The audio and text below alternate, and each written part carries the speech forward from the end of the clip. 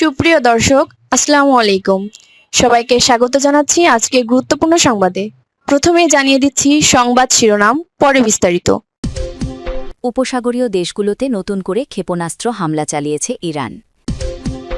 এদিকে ইরানের cluster ballistic missile আঘাত হেনেছে ইসরায়েলে। এরপর থাকছে ইসরায়েলে 10 মিনিটের মধ্যে ফের মিসাইল ছুড়ল ইরান। সর্বশেষ নতুন ডেস্ট্রয়ার জাহাজ থেকে ক্রুজ ক্ষেপণাস্ত্র ছুড়লেন কিম। শুনছিলেন সংবাদ শিরোনাম, এখন বিস্তারিত। তার আগে হৃদয় ছুঁয়ে যাওয়া একটি অনুরোধ।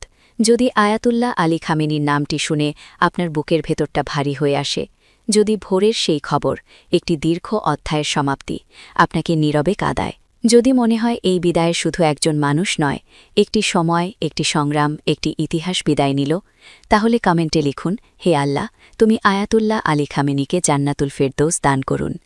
আর যদি আপনি চান তার জীবনের গল্প যেন ভুলে না যাওয়া হয়, তার সংগ্রাম যেন বিকৃত না হয়, তার অবদান যেন নীরবে মুছে না যায়, আর ইতিহাস যেন মানুষের হৃদয়েই বেঁচে থাকে, তাহলে অনুগ্রহ করে চ্যানেলটি সাবস্ক্রাইব করুন।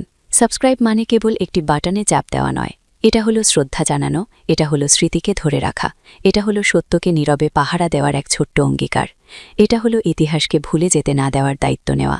চলুন কথা না বাড়িয়ে বিস্তারিত জেনে নিই। মধ্যপ্রাচ্যে আবারও চরম উত্তেজনা। উপসাগরীয় অঞ্চলে নতুন করে বড় ধরনের ক্ষেপণাস্ত্র হামলা চালিয়েছে ইরান। এমন খবর প্রকাশের পর থেকেই পুরো অঞ্চলে আতঙ্ক ছড়িয়ে পড়েছে।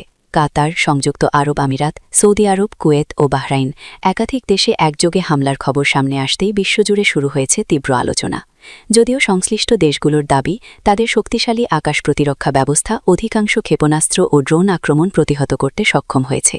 সৌদি আরবের প্রতিরক্ষা মন্ত্রণালয় জানিয়েছে, রাজধানী রিয়াদের কাছে অবস্থিত অত্যন্ত গুরুত্বপূর্ণ সামরিক ঘাঁটি প্রিন্স সুলতান বিমান ঘাঁটি লক্ষ্য করে 3টি ব্যালিস্টিক ক্ষেপণাস্ত্র ছোড়া হয়েছিল। তবে সৌদি আকাশ প্রতিরক্ষা ব্যবস্থা দ্রুত সেগুলো শনাক্ত করে ধ্বংস করে দেয়। গত কয়েকদিনের মধ্যেই এই ঘাঁটিকে লক্ষ্য করে দ্বিতীয়বার হামলার চেষ্টা হলো বলে জানিয়েছে কর্তৃপক্ষ। এর ফলে সৌদি আরবের সামরিক নিরাপত্তা ব্যবস্থা আরও জোরদার করা হয়েছে। অন্যদিকে বাহরাইনের রাজধানী মানামায়ও আতঙ্ক ছড়িয়ে পড়ে, যখন 2টি হোটেল ও একটি আবাসিক ভবন লক্ষ্য করে হামলার খবর পাওয়া যায়। স্থানীয় কর্তৃপক্ষ জানায়, বিস্ফোরণের শব্দ শোনা গেলেও সৌভাগ্যবশত এতে কোনো হতাহতের ঘটনা ঘটেনি। তবে ঘটনাটি সাধারণ মানুষের মধ্যে চরম উদ্বেগ সৃষ্টি করেছে। অনেকেই রাতেই নিরাপদ আশ্রয়ের খোঁজে ঘর ছেড়ে বের হয়ে পড়েন। কুয়েতেও পরিস্থিতি কম উত্তেজনাপূর্ণ নয়। দেশটির সেনাবাহিনী জানিয়েছে, গতরাতে কুয়েতকে লক্ষ্য করে একাধিক ড্রোন ও ক্ষেপণাস্ত্র ছোড়া হয়।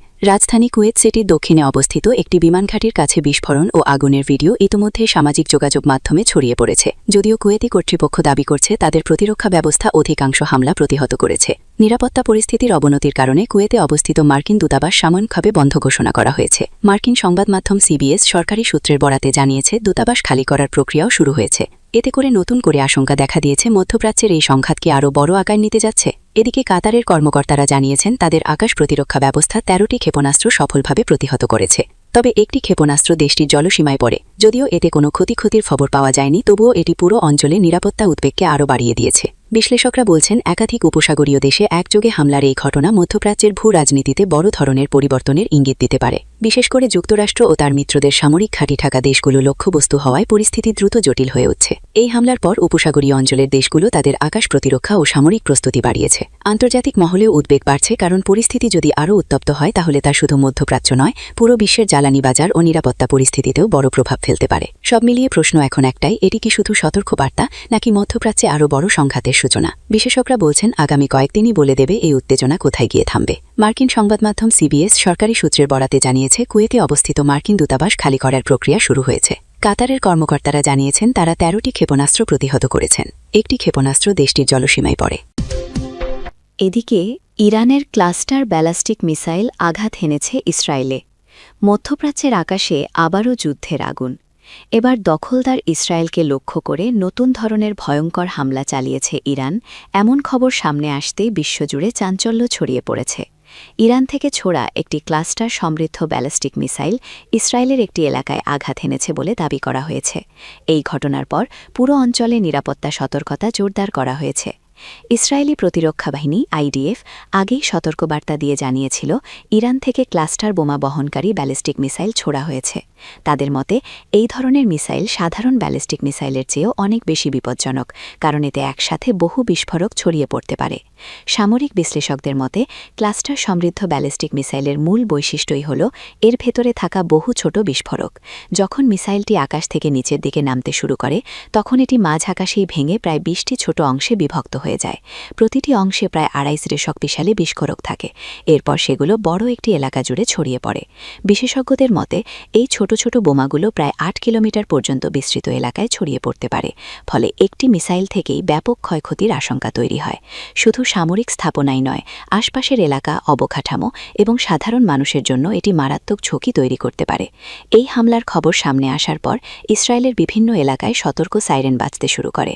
বাসিন্দাদের দ্রুত আশ্রয়কেন্দ্রে যাওয়ার নির্দেশ দেওয়া হয়। সামাজিক যোগাযোগ মাধ্যমে ছড়িয়ে পড়া কিছু ভিডিওতে আকাশে বিস্ফোরণের আলো এবং প্রতিরক্ষা ব্যবস্থার সক্রিয়তা দেখা গেছে বলে দাবি করা হচ্ছে, যদিও এসব ভিডিওর সত্যতা স্বাধীনভাবে যাচাই করা যায়নি।